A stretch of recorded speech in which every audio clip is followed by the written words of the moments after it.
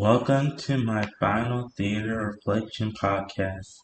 Today I'm sharing a conversation with someone who shaped a lot of how I understand storytelling. My dad. He was born in 1968 and grew up in Alabama's Black Belt, a region where community, church, and oral history have always carried the spirit of performance.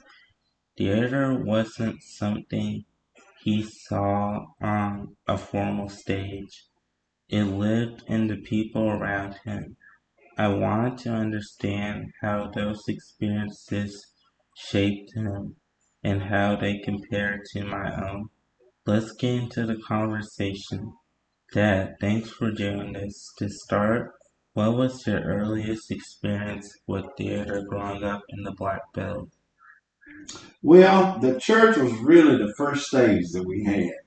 We had Christmas plays, Easter programs, and Black History Month programs. We had to perform in front of the whole church. And if you made a mistake, it didn't matter because everybody was going to cheer for you. And it meant something. What about school? Did you have any theatrical experiences there?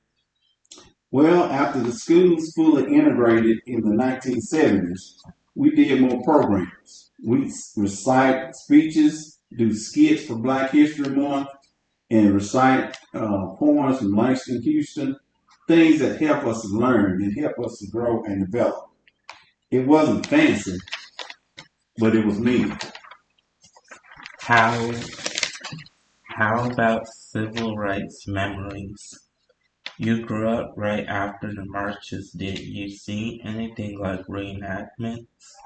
Well, not like the big reenactments, but every year around the anniversary of the March in Selma, we had people that who marched in the actual march come to school and speak to us in assemblies. They gathered near the bridge, and sometimes they would walk us across the bridge and remind us of how it was. And they would do it, and they would tell the story step by step. It felt like a living performance, serious, emotional, and powerful. Was there a moment when theater felt more like formal art to you? Yes, seeing the movie Fences at the Alabama Shakespeare Festival in the mid 80s. The festival had just moved to Montgomery, and I was around 17 years old.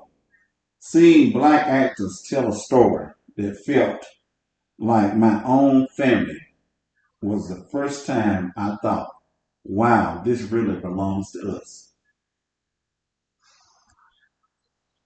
Hearing my dad talk helped me see that theater shaped him long before he stepped inside a real auditorium. His introduction to performance came through church, community, and civil rights memory.